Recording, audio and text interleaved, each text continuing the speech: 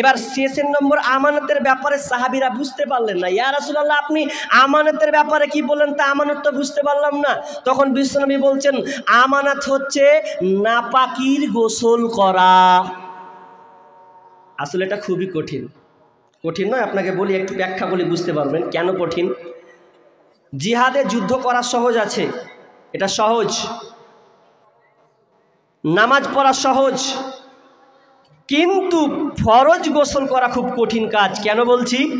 এই জন্য কঠিন কাজ যে আপনি এই যে ঠান্ডার মৌসুম চলছে, এই ঠান্ডা মৌসুমে যদি বাই চান্স বাথরুম টয়লেট এগুলো যদি ব্যবস্থাপনা না থাকে তো ওর কপাল খারাপ। আর যারা পুকুরে গোসল করে ওদের তো আরোই চলবে না। কে 12টা 1টার সময় পুকুরে যাবে এ নিয়ে তার টেনশন শুয়ে, হারে কে দেখে ফেললে আমার সর্বনাশ হয়ে যাবে। নাপাকির গোসল করা এত কঠিন কাজ, অথচ বিশ্বনবী বলছেন কেউ যদি এটা করে দেয় তাহলে তার জন্য জান্নাত, সে জান্নাতে চলে যাবে। কিন্তু আমরা নাপাকির গোসল কয়জন করেছি? করি না, লজ্জাবোধ মনে করছি। অনেক সময় স্বপ্ন দোষে লজ্জাবোধ করি, অনেক মায়ের অনেক বোনের পিরিয়ড হলে লজ্জাবোধ মনে করি যে আজকে আমার পিরিয়ড হয়েছে, এখন রাত্রে মাগরিবে হয়েছে, গোসল করব কি না হবে। মা জিজ্ঞাসা কর মানে মায়ের কাছে হয়তো কেমন লাগবে, আব্বা আছে এটা কেমন লাগবে, এই টেনশন আপনার শুরু করে। অথচ এটা আপনার আমানত, এটা হচ্ছে আপনার আমানত। এই আমানত আপনাকে রক্ষা করতে হবে। নাপাকি আজকে বর্তমানে আমরা প্রায় লোক, ছেলেরা মেয়েরা পর্যন্ত 8টা 10টা 11টা পর্যন্ত, দুপুর পর্যন্ত সে নাপাক অবস্থায় থাকে, কিন্তু সে পবিত্র হচ্ছে না। আশ্চর্য লাগে। এগুলো আপনি কখন করবেন? তাহলে কি করলাম? ফরজ গোসল করা লাগবে। তারপরে নাম্বার 4 নাম্বার হচ্ছে যখন আপনি মিলন করলেন, মিলন করার পর আপনি আল্লাহকে বলবেন, রব্বি হাবলি মিনাস সালিহিন, আল্লাহ তুমি আমাকে নেক সন্তান দান করো। আমরা সন্তান চাই, কিন্তু কি চাই? আল্লাহ একটা আমাকে সন্তান দাও, কিন্তু কোনোদিন বলি ভালো সন্তান দাও? বলি না। না হয় বলি ছেলে দাও, না হয় মেয়ে দাও, কিন্তু কোনোদিন বলি না রব্বি হাবলি মিনাস সালিহিন, আল্লাহ তুমি আমাকে নেক সন্তান দান করো। এটা আমরা চাই না। বরং আজকের মানুষ বড় নিমহারাম, আল্লাহকে বাদ দিয়ে দোয়া করবে কি? তারা মাজারে চলে গেছে। মাজারে গিয়ে তারা বলছে, আজকালকার মেয়েদের তো বলাই যায় না, মেয়েরা মাজারে গিয়ে সন্তান চায় কি চাই না? আপনাদের এদিকে চাই না? না, আমাদের ওইদিকে চাই। আমি পরশুদিনকে একটা কথা শুনেছি, আপনার হেসে মরে যাবেন। কি কথা জানেন? মেয়েরাই বলছে, আর আমি ওখানে আছি, তোরা বলছে যে ন্যাংটা বাবার ওই লিঙ্গ ধুয়ে যে পানিটা বের হয় ওটা যদি খায় তাহলে আল্লাহকে সন্তান দেবে। বা সাংঘাতিক কথা। এটা মেয়েরা বলছিল। কি বলছে? যে ন্যাংটা বাবার লজ্জা স্থান ধুয়ে যদি ওই পানিটা খায়, যার সন্তান হয় না ওর সন্তান হয়ে যাবে। কত বড় নিমহারাম এ চলছে বর্তমানে। জায়গায় জায়গায় ফিতনা শুরু হচ্ছে। আর মাজারে কে কি বলছে? একটা সন্তান দে রে বাবা, মিন্নতি করি তোর দরবারে, একটা সন্তান দে রে বাবা, মিন্নত করি তোর দরবারে। যদি জিন্দা পাতা, যদি মরা পাতা, পরে গাউসের উপরে, ছেলে হবে ঠিকই সেজে যাবে মরে। যদি জিন্দা পাতা, যদি টাটকা পাতা, পরে গাউসের উপরে, ছেলে হবে রে বাবা যাবে বেঁচে। অথচ সন্তান দেওয়ার মালিক কে? আল্লাহ। আল্লাহ সন্তান দেয়, আর আল্লাহকে বাদ দিয়ে তারা চলে গেছে মাজারে। অথচ আল্লাহ বলছেন, লিল্লাহি মুলকুস সামাওয়াতি ওয়াল আরদ, আসমান জমিন তার রাজত্ব যিনি আছেন, তিনার হাতে যিনি রাজত্ব আছেন, সেই আল্লাহর কাছে আমাদের সন্তান চাইতে হবে। ইয়াখলুকু মা ইয়াশা, আয়াতটা ভুলে গেলাম। ইয়াখলুকু মা ইয়াশা ওয়া ইয়াহাবু লিমান ইয়াশাউ ইনাসা ওয়া ইয়াহাবু লিমান ইয়াশাউ যুকুরা আও ইউযাব্বিজুহুম যুকরানা ওয়া ইনাসা। আল্লাহ সুবহানাহু ওয়া তাআলা বলছেন, আমি যাকে পুত্র সন্তান দান করি, আমি কাউকে পুত্র দিই, আবার কাউকে কন্যা দিই, আবার কাউকে পুত্র সন্তান দান করি, আবার কাউকে পুত্র এবং কন্যা উভয় দান করি, আবার কাউকে আমি বন্ধা করে দিই, বাঝা করে রাখি। এটা আমার হাতে, একমাত্র আমি ছাড়া পৃথিবীর কেউ এটা দিতে পারে না। অথচ আমরা আজকে আল্লাহকে বাদ দিয়ে আমরা মাজারে তাবিজ ঝুলিয়ে আর কিছু করে আমরা সন্তান চাচ্ছি, অথচ ইব্রাহিম আলাইহিস সালাম একজন নবী হয়ে আল্লাহকে বলছেন রব্বি হাবলি মিনাস সালিহিন, হে আল্লাহ তুমি আমাকে একটা নেক সন্তান দান করো, নেক সন্তান তুমি আমাকে দাও। তাহলে আমরা কি করব? সন্তান কার কাছে চাইতে হবে? আল্লাহর কাছে চাইতে হবে। এরপরে আমি চটচট করে কাটছি, অসুবিধা নেই। এবার সন্তান হলো, এবার সন্তান হওয়ার পরে আপনি তার জন্য কি করবেন? সন্তান যে পৃথিবীতে আসলো, তা আসার পর কি করবেন? অথচ বিশ্বনবী বলছেন কুল্লু গুলামিন রাহিনুন বিআকিকাতিহি।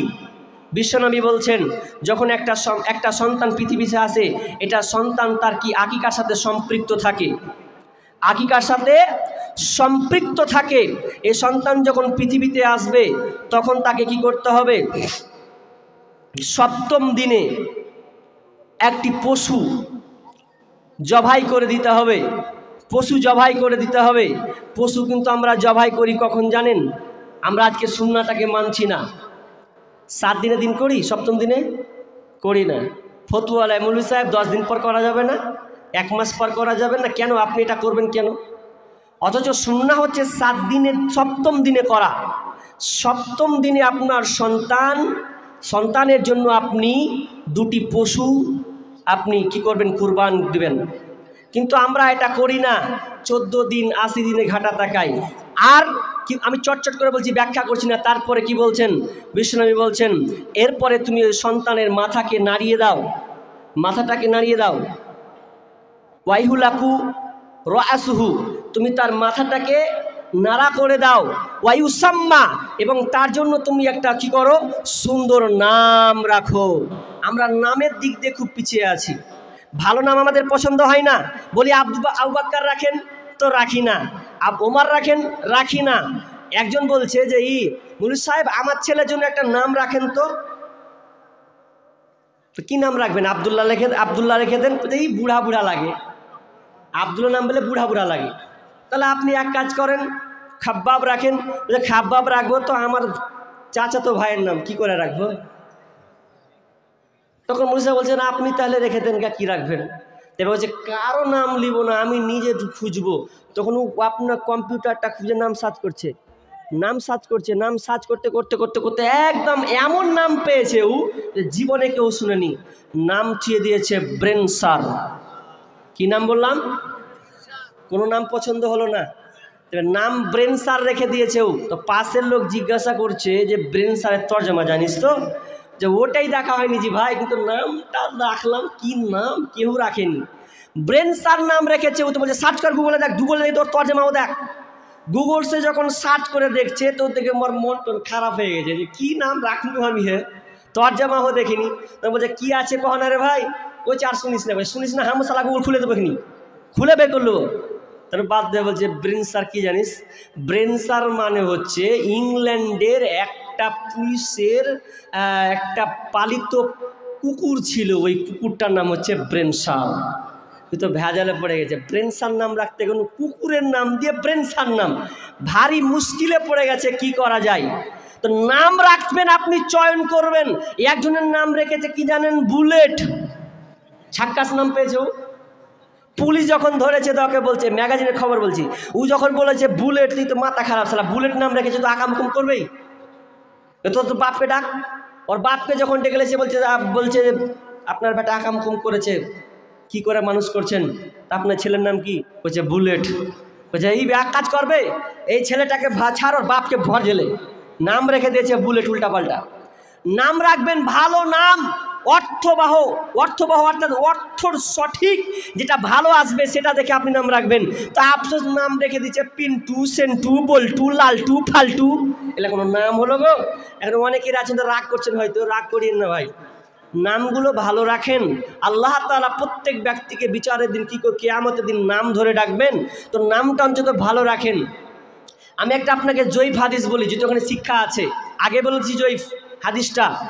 একজন সাহাবী, একজন লোক তার বেটার উপরে মানে নালিশ করতে এসেছে যে বেটা আমাকে মেরেছে। ওই লোকটা আমিরুল মুমিনের কাছে গিয়ে বলছেন, আমিরুল মুমিনিন, খলিফাতুল মুসলিমিন, আমার সন্তান আমাকে আজকে মেরেছে, আমাকে মারধর করেছে, আমার সন্তান আমার সঙ্গে খারাপ অন্যায় আচরণ করেছে।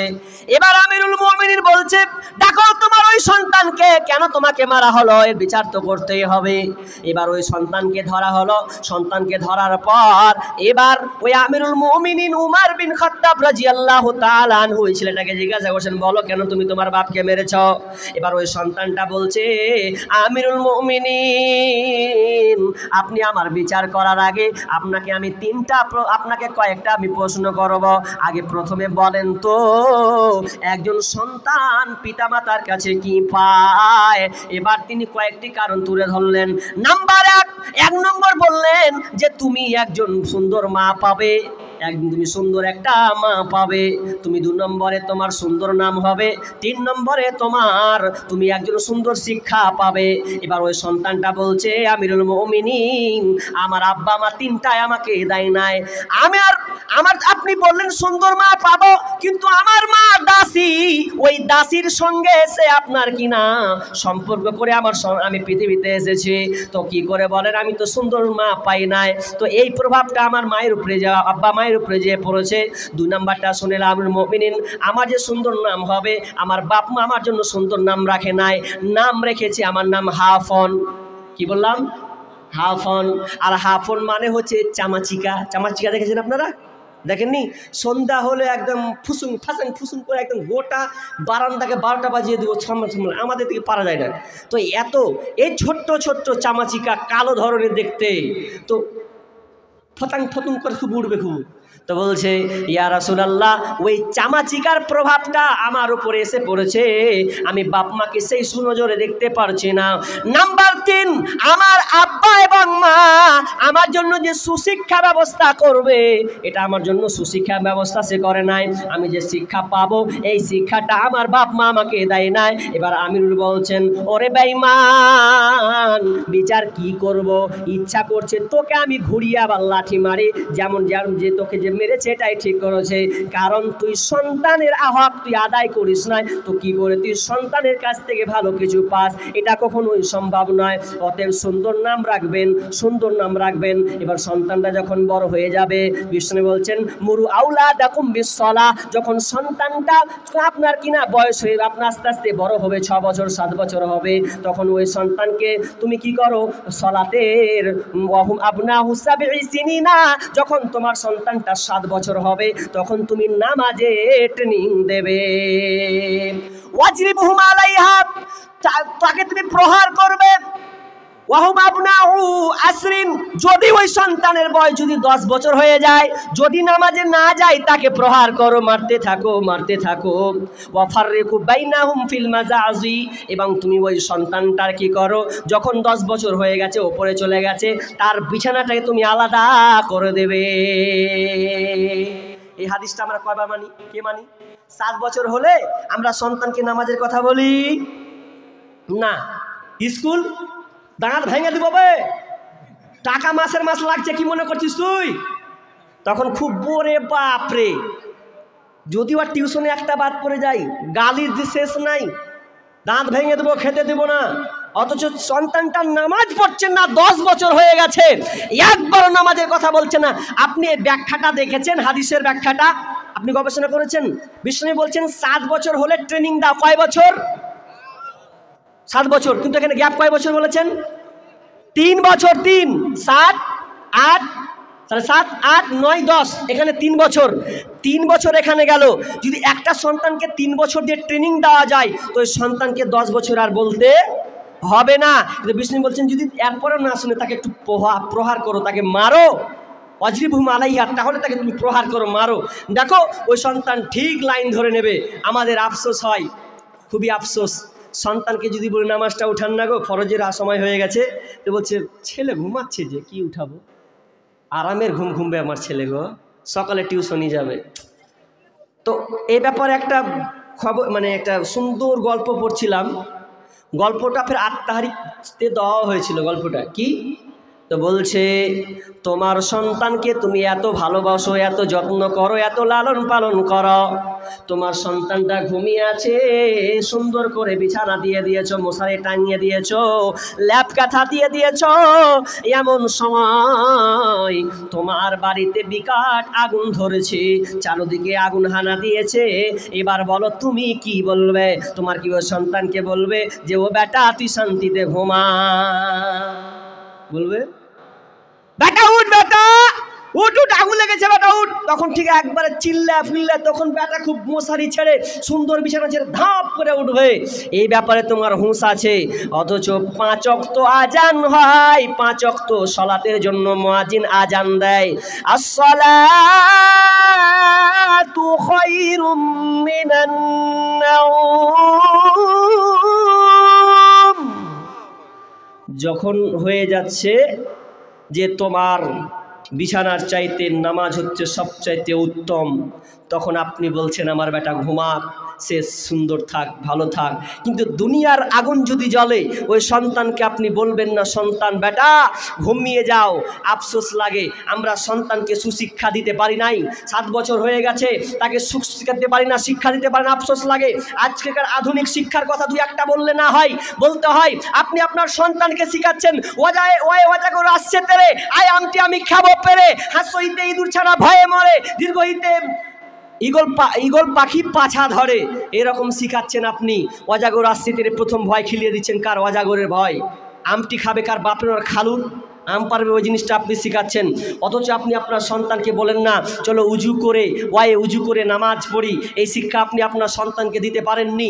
আপনি আধুনিক শিক্ষা দিচ্ছেন আর ভালো আশা করছেন যে আমার সন্তান ভালো আশা করবে।